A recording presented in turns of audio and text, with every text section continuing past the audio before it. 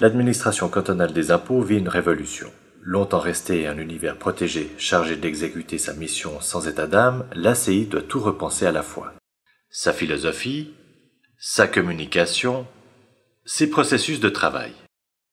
Vieille dame surannée, l'ACI a été confrontée depuis 2003 à une mue de plusieurs épaisseurs. Outre les changements dus à une fiscalité en constante évolution, le point marquant est le passage au post-numérando.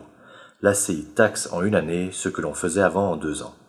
À ceci s'ajoutent les fantastiques développements informatiques permettant des automatisations. L'extraordinaire conjonction de tous ces éléments a débouché sur une situation complexe tant sur le plan fiscal et technique qu'humain. Mais aujourd'hui, l'ACI a franchi le pas de la modernité et se trouve même à la pointe de la technologie. Ainsi, de nouveaux métiers sont nés. Pour bien comprendre ces bouleversements qui touchent 380 000 contribuables et 780 collaboratrices et collaborateurs, suivons de près le parcours d'une déclaration d'impôt dans l'administration. La Poste achemine toutes les déclarations d'impôt au centre d'enregistrement d'Yverdon. Là, elles sont enregistrées et stockées en attendant d'être scannées. Les collaborateurs du CEDI préparent les dossiers pour le passage dans le scanner.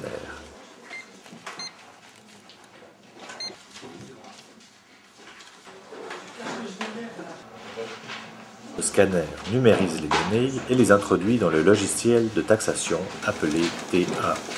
Parfois, le scanner a une hésitation. Monsieur Ferreira, le scanner vous a signalé quelque chose? Oui. On voit ici que sur une écriture manuscrite, les i peuvent être parfois pris pour des 1. Donc le scanner me demande si c'est un i ou un 1. Et ça se produit souvent? Non, c'est assez rare, mais même pour des bonnes écritures, ça peut arriver. Lorsque les données des déclarations d'impôts sont rentrées dans le logiciel TAO, celui-ci va se mettre à taxer automatiquement des centaines de déclarations.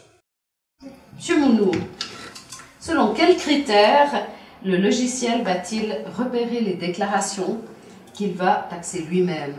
Alors il s'agira essentiellement de contribuables qui ne sont pas de conditions indépendantes, pour lesquels les situations sont stables, donc il s'agit essentiellement de rentiers et de salariés. Combien y en a-t-il? On tourne environ 30 000 taxations qui sont faites de manière automatique, sans intervention humaine, ce qui représente 10% à peu près du stock des contribuables ce canton. Comment a-t-on alors la garantie d'une bonne taxation? La machine fonctionne bien, preuve en est le peu de réclamations que nous rencontrons.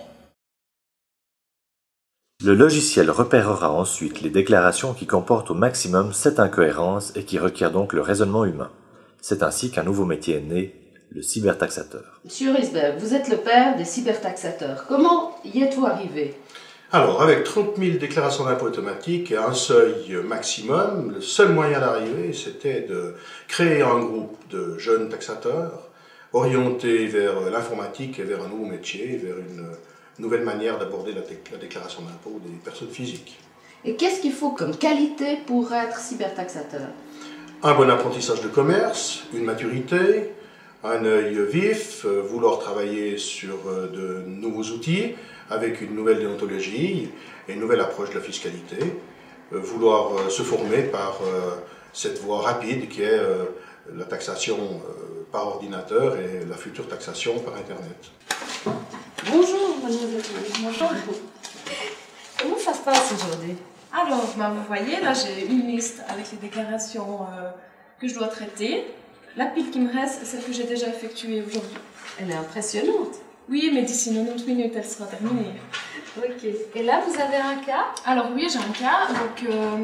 Donc je viens d'ouvrir cette déclaration. On voit qu'il y a 3 incohérences.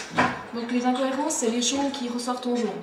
Donc en fait, c'est l'ordinateur qui m'informe qu'il y a une grosse différence entre les chiffres de cette année et celles de l'année d'avant. Oui. Alors je vais traiter en priorité ces points-là, tout en ayant une vision générale sur les autres chiffres de la déclaration. Ok. Le premier point, c'est l'état des titres? Alors oui, tout à fait. Donc on voit qu'il y a une différence entre la valeur 2005 sous VP et sous VA, celle qui est arrêtée cette année. Donc en fait, c'est le pourquoi le code est mis en incohérence. Ok, et qu'est-ce que vous allez faire sur ce point? Alors je vais entrer. Voilà, donc là j'arrive sur une liste de comptes Donc, je vérifie avec mon dossier papier, avec les attestations qui me sont fournies par le contribuable. Donc, je vérifie les champs. Et vous devez vérifier les chiffres, en fait? Oui, tout à fait. Donc, il y a le chiffre, le rendement de chaque compte, ainsi que le solde au 31 décembre. Ok. Et là, on voit qu'on a une action. Voilà, on a une part sociale du Crédit Suisse. Donc là, en fait, pour chaque action, on prend le numéro de valeur et on va se renseigner sur le site de l'AFC. Donc ça correspond à ce qu'a écrit Alors, le contribuable. je vais regarder. Donc, j'ai 320 actions à 2 francs, 640 francs. Alors, le revenu, il joue. Et la fortune, 1875 francs 25 fois 1320. Oui, alors tout à fait. Donc le contribuable a correctement fait son travail ici. Alors à partir de là, vous allez valider ce point. Exactement. Donc là, j'ai vérifié tous mes comptes plus l'action, donc je peux valider ma première incohérence. Puis la deuxième, c'est... Alors la deuxième, c'est Assurance les vie. assurances vie. Je constate qu'il a déclaré correctement son assurance vie, la valeur fiscale au 31 décembre. L'incohérence était aussi due à une augmentation du montant. Voilà, tout à fait. C'est une augmentation un peu plus... de 44 000 à 59 000, elle est plus élevée que d'habitude, donc c'est pour ça que le champ s'est mis en incohérence. Mais là, j'ai vérifié, donc toujours comparé aux attestations fournies, donc je peux valider mon deuxième champ. Alors le troisième, c'est plutôt technique, donc c'est simplement le revenu imposable, j'ai aucun chiffre à vérifier, donc je le valide simplement.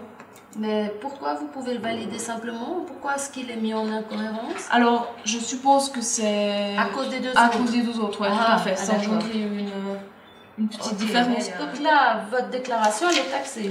Voilà, je vais quand même regarder en général les autres points qui n'étaient pas en incohérence. D'accord. Voir si toujours. Voilà, exactement. Là, vous avez donc vous avez le certificat de salaire dans le dossier Voilà, papier. d'un monsieur qui travaille à Petit-Lancy, depuis Lausanne. Donc on voit que les frais de transport sont exactement les mêmes que ceux de l'année d'avant. Alors là, pour les champs qui n'étaient pas en incohérence, toujours. Et puis, comment vous faites pour valider? Alors, je valide par ce bouton-là, le premier, en gris, clôturer la taxation semi-automatique. Donc là, je peux le faire. Êtes-vous sûr de vouloir clôturer la taxation? Ok. Voilà. Et là, j'ai ma première taxation qui est clôturée.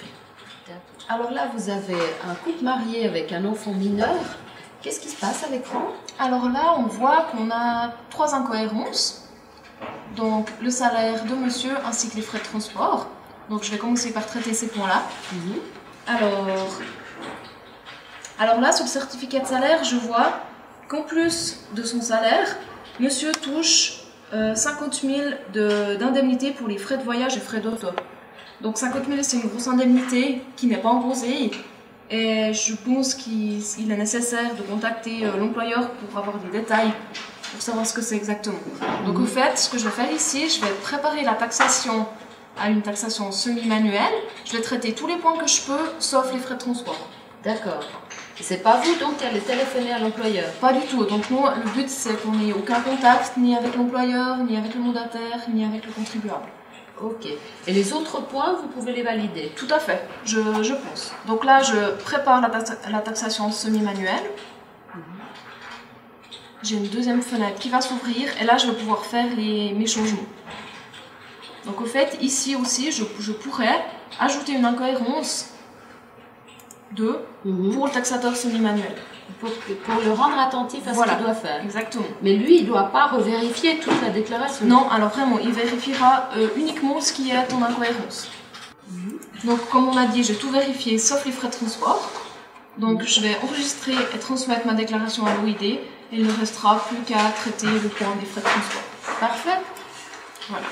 Alors, ce nouveau métier de cybertaxatrice, ça vous plaît? Oui, alors je pense pour commencer, donc, en tant que débutant, c'est vraiment intéressant parce qu'on apprend à prendre vite les décisions, puis avoir l'esprit un peu vif.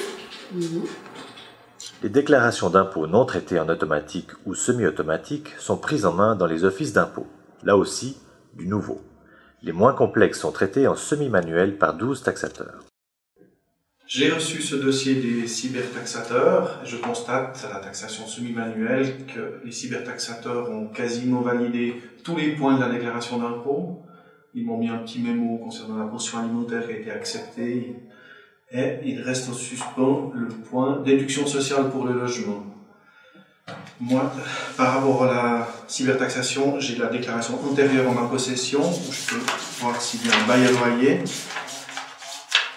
Ce n'est pas le cas, il n'y a pas de bail à loyer. Et le loyer a fortement augmenté chez ce contribuable. Donc, il faut que je fasse une demande, soit par écrit au contribuable avec mes références, ou que je lui téléphone pour savoir s'il s'est trompé en indiquant son loyer, ou s'il a réellement eu une augmentation de loyer.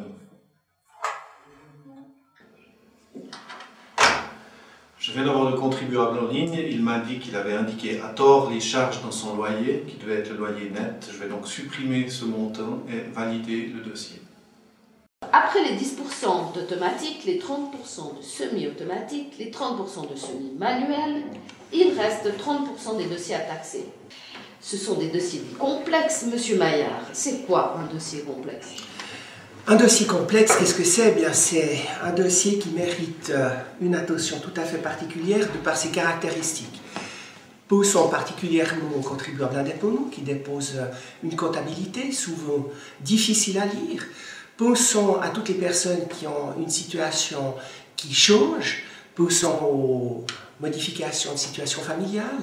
Pensons également à toutes les problématiques liées à la répartition d'éléments entre divers lieux d'imposition, que ce soit à l'intérieur du canton, au niveau suisse ou au niveau international. À cela s'ajoutent évidemment des dossiers qui n'ont peut-être l'air de rien, mais c'est tous les dossiers qui touchent les contribuables en difficulté. Un dossier d'une personne qui rencontre des difficultés dans sa vie personnelle peut effectivement nous poser de gros problèmes, quand bien même le montant d'impôt à prélever sera minime, voire inexistant. Monsieur Maillard, la formation, c'est finalement la clé de voûte de votre réussite de demain. Absolument, pour pouvoir atteindre les objectifs de qualité que nous nous sommes fixés, il est indispensable de pouvoir s'appuyer sur les meilleurs éléments de notre administration. Les personnes expérimentées vont pouvoir bien entendu s'occuper de ces dossiers complexes, mais il faut aussi s'assurer de la relève. Et dans ce contexte, nous avons un projet de formation d'envergure, qu'il soit décliné sous l'angle vaudois ou sous l'angle national. Ce sont les cours de formation de la Conférence suisse des impôts qui s'adressent aussi bien aux personnes débutantes qu'aux collaborateurs plus expérimentés. Alors, on le voit, la formation est importante. Quel est le cursus type? Alors, le projet que nous sommes en train d'expérimenter et qui monte en puissance permet un cursus simple qui va d'un travail au niveau de la cybertaxation, un travail où il y a une assistance forte de l'ordinateur, pour ensuite passer à des dossiers plus délicats, c'est la taxation semi-manuelle, où là également on s'appuie sur l'aide de la machine, et puis pour enfin, après plusieurs années d'expérience et de formation, traiter les dossiers dits complexes. Bonjour Mademoiselle Jaton, vous êtes la responsable des dossiers complexes à l'OID de Lausanne. Préalablement, ces dossiers ont été sélectionnés par la segmentation. Quel est le dossier que vous traitez aujourd'hui? Alors actuellement, je traite un dossier d'un contribuable de conditions indépendantes. C'est la majeure partie de nos dossiers, puisqu'en plus que des aspects fiscaux, on va devoir traiter l'aspect comptable, puisque c'est des contribuables qui nous déposent une comptabilité qu'il y a lieu de contrôler. Concrètement, qu'est-ce que vous faites? Alors, dans un premier temps, on va contrôler ce qu'on appelle l'évolution de fortune. Pour les indépendants, c'est un moyen de vérifier qu'il a intégralement déclaré ses revenus en comparant finalement ses situations de fortune et puis les revenus qui nous annoncent. Ensuite, on passera au contrôle de la comptabilité proprement dite. On va vérifier qu'elle est conforme déjà au Code des obligations et puis au niveau des aspects fiscaux également, puisque certaines réserves latentes ou autres provisions sont admises selon le Code des obligations, mais pas au niveau fiscal. Puis ensuite, on passera au contrôle de la déclaration proprement dite, c'est-à-dire vérification des immeubles, des rendements d'immeubles, des frais d'entretien d'immeubles, éventuellement d'autres aspects, si madame est également indépendante ou si elle a une activité salariée. Après, ça devient le contrôle ordinaire d'un dossier. Alors, vous devez convoquer le contribuable? Pour ce cas, on ne pourra malheureusement pas le terminer aujourd'hui. Il va falloir convoquer le contribuable. Que ça soit dans le luxe. Donc on pourrait déduire le 100% d'une cuisine si elle était déjà agencée complètement. C'est clair que pour votre chalet, je ne sais pas s'il y avait un agencement complet ou bien s'il y avait... Alors à Roche, si vous aviez déjà une cuisine agencée, elle était de quelle année 1991. Ah oui, alors tout à fait. Alors là, ça rentre dans... Si vous avez fait un remplacement normal d'une cuisine standard, il n'y a pas de... C'est un entretien à 100%. Il faudrait qu'il y ait une plus-value sur un appareil qui n'existait pas. D'accord. Lorsqu'un dossier complexe débouche sur un litige, l'Office d'impôt le renvoie à l'un des centres de compétences. Ces centres spécialisés sont formés d'une équipe pluridisciplinaire composée de fiscalistes, juristes, etc., qui sont appelés à liquider le dossier de manière définitive. Parallèlement au traitement des dossiers, les relations avec les contribuables ont évolué. Le centre d'appel téléphonique, dit le CAT, est l'outil majeur de communication avec les contribuables. Le CAT répond à plus de 200 000 demandes par an en téléphone ou en courriel. Grâce à la banque de données et une formation ad hoc, les téléconseillers et téléconseillères peuvent répondre à 85% des questions posées.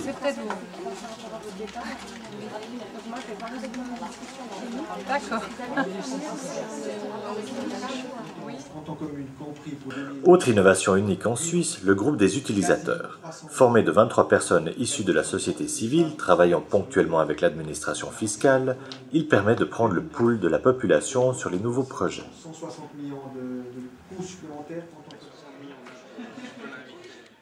Quant au club des 100, c'est le must des chefs d'entreprise. Pour y être invité, il faut figurer parmi les 100 plus gros contribuables personnes morales du canton. Kudelski, Eddy Press et autres BCV s'y côtoient.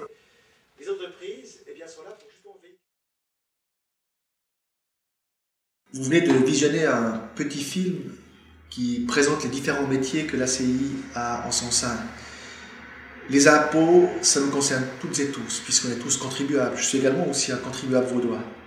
Parler de simplification, c'est pas un coup de slogan qu'on fera cette simplification, c'est par un travail de tous les jours, par l'utilisation rationnelle des nouvelles technologies, par la mise à disposition d'informations à l'attention des contribuables, par exemple aussi la possibilité d'utiliser le SMS pour dialoguer avec l'administration des impôts. Nous sommes le premier canton suisse à le faire. C'est aussi des collaboratrices et des collaborateurs très bien formés, capables de comprendre les enjeux du futur, capables aussi d'accepter l'évolution des métiers, que nous pourrons relever les défis qui nous attendent.